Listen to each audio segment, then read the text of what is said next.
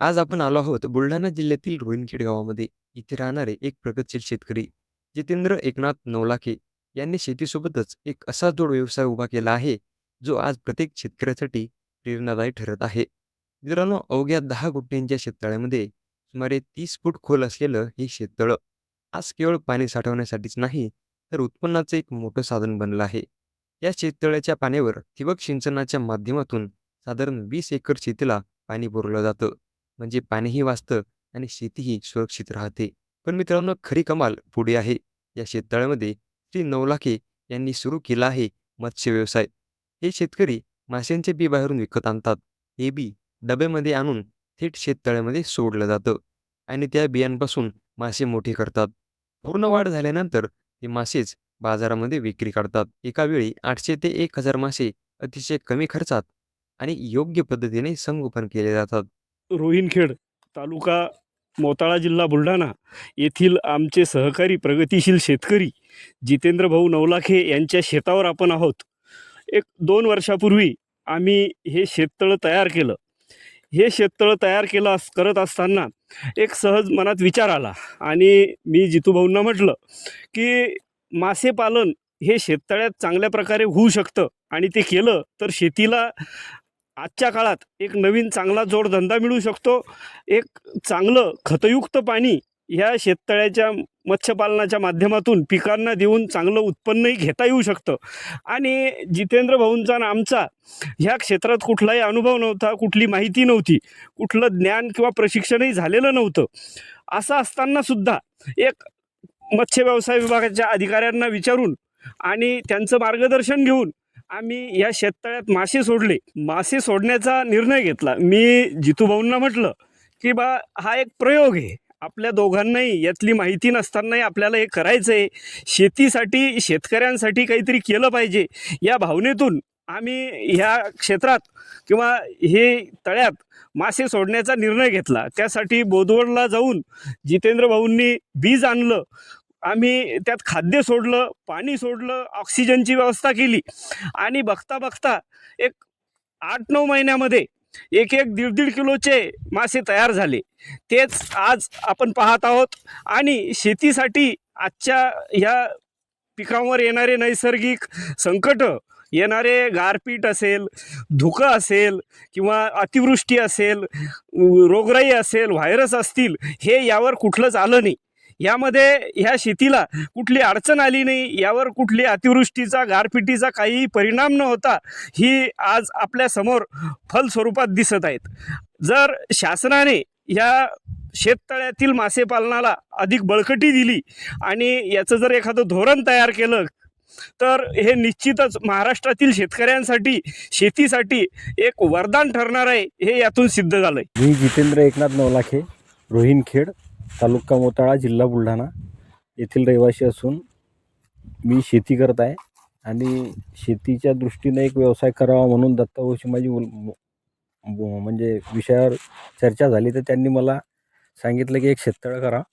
तर आम्ही एक शेततळं केलेलं आहे आणि त्यांच्या पूर्ण मार्गदर्शनामुळेच पूर्ण झालेलं आहे. आणि कागद वगैरे त्यांनीच अवेलेबल करून दिला आणि वेळोवेळी मार्गदर्शन पण त्यांनी केलं मला. आणि त्या दृष्टीनं 2-3 वर्ष झाले मी एक शेतीपूरक व्यवसाय म्हणून एक यात मत्स्यबी टाकत आहे. दरवर्षी थोडेफार उत्पन्न होत आहे. पण नियोजन वगैरे व्यवस्थित झालं की त्याचं उत्पन्न खूप चांगलं होते. फक्त त्याला खाद्य वेळोवेळी टाकावं लागते, ऑक्सिजनची व्यवस्था नेहमी करावं लागते आणि लाईन वगैरे सगळं व्यवस्थित असलं तर काहीच अडचण नाही. आणि शेतीपेक्षा उत्पन्न त्याचं चांगलं गॅरंटीज आहे. कारण त्याच्यामध्ये बाकी काही मायनस पॉईंट नाही आहे. कारण बाकी कोणत्याही व्यवसाय मध्ये म्हटलं की माणसं सांगावं लागतात, माणसं कामं करत नाही आणि नैसर्गिक संकटं असतात त्याच्यावर आणि गॅरंटेड उत्पन्न नसते. शेती पण तसंच आहे आणि बाकी शेतीला व्यावसायिक जे जोडधंदे आहे त्यात पण तसंच आहे. कुक्कुटपालन म्हणा, डेअरी म्हणा, खूप त्यात मायनस पॉईंट आहे. हा व्यवसाय असा आहे की याच्यामध्ये तुम्हाला वर्षातून एकदा टाकायचं आणि दरवेळेस त्याला खाद्य वगैरे टाकायचं, नियोजन व्यवस्थित करायचं, ऑक्सिजन वगैरे व्यवस्थित ठेवायचा, तरी उत्पन्न चांगलं आहे. म्हणजे बाकी व्यवसायापेक्षा याच्याकडे सर्व लोकांनी लक्ष द्यायला पाहिजे आणि गव्हर्नमेंटनं पण याच्यासाठी चांगल्या योजना वगैरे काढायला पाहिजे. दत्ताभाऊनं नेहमी आम्हाला मार्गदर्शन केलेलं आहे, प्रोत्साहित केलेलं आहे, म्हणून मी या क्षेत्रामध्ये उतरलेलो आहे. तरी शेती माझी भरपूर आहे इथं, त्याच्या दृष्टीनं मी इथं लक्ष देत आहे आणि माणसं वगैरे ठेवून मी आता सध्या उत्पन्न बरं आहे बाकीच्यापेक्षा. त्या दृष्टीने मी सगळ्या शेतकऱ्यांना सांगू इच्छितो की शेतीचा थोडाफार भाग जाऊन तुम्ही जर एखादं शेततळं चांगलं केलं, पॉलिथिन वगैरे टाकून नियोजन व्यवस्थित केलं, खाद्य वगैरे समजा नियोजन चांगलं केलं, पाणी ऑक्सिजनसाठी, तर त्याचं उत्पन्न हमखास तुम्हाला 8-10 लाख रुपये मिळू शकते. पण लोक कसे विचार करतात की आमची जमीन वाया जाते, पण त्या जमिनीमुळे, तेवढ्या जमिनीमुळे बाकी जमीनही तुमची पूर्ण इरिगेशन होते आणि त्याच्यानुसार आणखी तुमचं उत्पन्नही हे अधिकचं वाढते. त्याच्यामुळे प्रत्येक शेतकऱ्यांना याच्यावर लक्ष द्यायला पाहिजे आणि या दृष्टीने विचार करायला पाहिजे.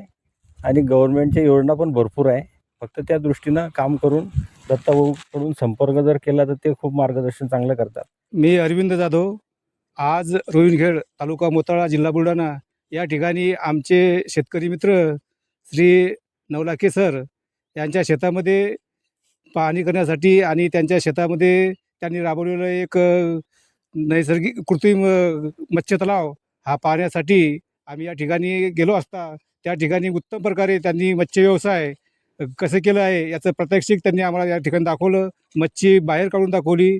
2-4 8 महिने अगोदर त्यांनी टाकलेलं बियाणं आज ते अर्धा किलो 2 किलोपर्यंत ती मच्छी तयार झालेली आहे आणि याच्या माध्यमातून ते आपल्या या ठिकाणीहून त्यांनी ठेवलेल्या व्यक्तीच्या मार्फत मार्केटमध्ये इथून ते माल सप्लाय करतात आणि निश्चितच त्यांच्या या मच्छी तळ्यामुळे त्यांना एक प्रकारे चांगला फायदा होत आहे. त्यांच्याकडं आज कोरडवाहू शेती असल्यामुळं पाण्याची तेवढी साधन नसल्यामुळं तरी ते इकडून तिकडून काही प्रमाणात पाणी विकत घेऊन या तळ्यामध्ये ते टाकण्याचा प्रयत्न करतात आणि हा एक व्यवसाय एक 100% फायदेशीर हा मत्स्य व्यवसाय आहे. कारण की याच्यामध्ये कोणतेही रोगराई येत नाही आणि जास्त मेहनतही घ्यायचं काम पडत नाही. फक्त या ठिकाणी सकाळी किंवा संध्याकाळी येऊन त्यांना खाद्य या ठिकाणी टाकावं लागतं आणि अशा प्रकारे ते इतर लोकांनासुद्धा या तळ्याच्या माध्यमातून रोजगार त्यांनी उपलब्ध करून दिला आहे. मी आता या ठिकाणी गेल्यानंतर आमचे जे जवळचे नातेवाईक शेतकरी आहे त्यांनासुद्धा या योजनेचा लाभ घेण्यासाठी मी त्यांना प्रवृत्त करणार आहे. त्यांना शासनाने मदत करील अशा प्रकारचं जे शासनाचं धोरण आहे ते सांगण्याचा त्या ठिकाणी मी प्रयत्न करणार आहे.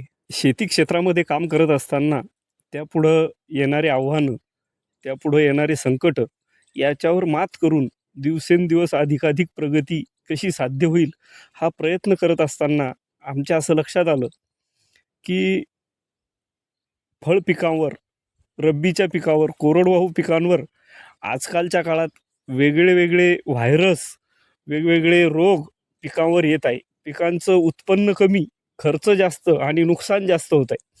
हे टाळण्यासाठी आमचे सहकारी जितेंद्र नवलाखे यांनी शेततळं घेतलं होतं MTSमधून. ह्या शेततळ्यामध्ये एका प्रायोगिक तत्वावर मासे पालन करू आणि करावे असा मी त्यांना सल्ला दिला, थोडं मार्गदर्शन केलं.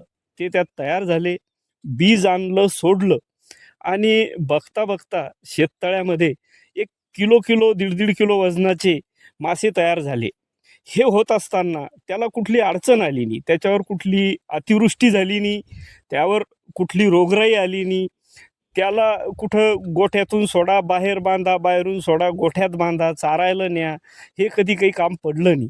अत्यंत सुरक्षित आणि चांगल्या उत्पन्नाचं शेती आणि मार्ग हा शेतीला या माध्यमातून मिळू शकतो. शेतीला चांगला जोड व्यवसाय ह्या माध्यमातून मिळू शकतो, हे आज इथे सिद्ध झालं. त्यामुळं आगामी काळात शेतकऱ्यांनी आपल्या उत्पन्न वाढीसाठी हा प्रयोग करणं आणि शेती बागायती करण्यासाठी पावसाळ्यात वाहून जाणारं पाणी ह्या शेततळ्यात साठवून वर्षभर वापरून उर्वरित शेती 10 एकराला 1 एकराचं प्रमाण जर केलं तर उर्वरित 9 एकर 1 एकराच्या शेततळ्यामुळं बागायती होऊ शकतात. पावसाळ्यात वाहून जाणारं पाणी यात भरून ठेवता येतं आणि वर्षभर वापरता येतं. त्यामुळं ह्या शेतीसाठी शेततळं ही अनिवार्य आणि काळाची गरज झालेली आहे. या माध्यमातून जितूभाऊंना 2 पैसेही चांगलं उत्पन्न मिळालं आणि बाकी शेतीला आता हे पाणी उन्हाळ्यात वापरता यायला लागलं. त्यामुळे निश्चितच शेतकऱ्यांचं उत्पन्नात वाढ होण्याचा हा एक चांगला मार्ग आहे आणि ह्या मार्गाने गेल्यास शेतीमध्ये आमूलाग्र बदल आपल्या राज्यात होऊ शकतो. फक्त 4 ते 6 महिन्यांच्या कालावधीत हे मासे पूर्णपणे वाढून विक्रीसाठी तयार होतात. मित्रांनो, हे मासे साधारण 120 ते 150 रुपये किलो दराने थेट विकले जातात. या 6 महिन्यांमध्ये सुमारे 4 ते 5 लाखांपर्यंतचं उत्पन्न या शेतकऱ्याला मिळतं. महत्त्वाची गोष्ट म्हणजे हा व्यवसाय मोठ्या भांडवलाचा नाही, मोठ्या जमिनीचा नाही, तर योग्य नियोजन, मेहनत आणि नियोजनाचा आहे. शेतीला पूरक असा हा व्यवसाय पाण्याचा योग्य वापर करतो, शेतीला आधार देतो आणि शेतकऱ्याला आर्थिकदृष्ट्या सक्षम बनवतो. मित्रांनो, जितेंद्र एकनाथ नवलाखे यांनी हे प्रत्यक्ष करून दाखवलं आहे. फक्त 10 गुंठ्यातही लाखोंचं उत्पन्न शक्य आहे. त्यांचा हा आदर्श प्रत्येक शेतकऱ्याने घ्यावा आणि शेतीसोबतच असाच जोड व्यवसाय नक्की सुरू करावा.